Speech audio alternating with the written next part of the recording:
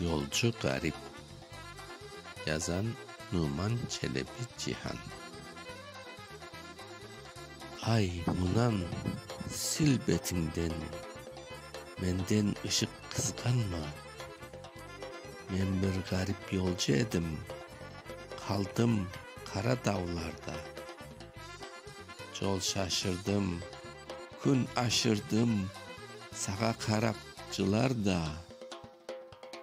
Ah çekemen, aç yüzünü, beni yaman köz sanma.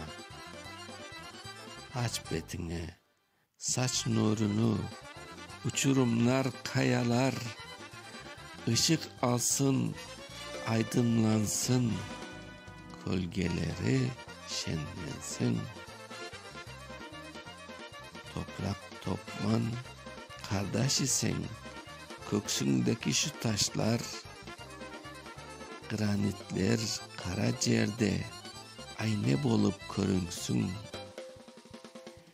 Yüreğime sırdaş isen, gözümdeki şu yaşlar, çiçeklerge tökecekmen, o çıklarga karışsın.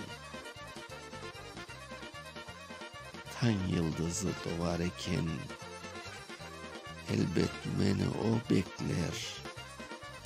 Saç nurunu, yolcu garip hasretine kavuşsun.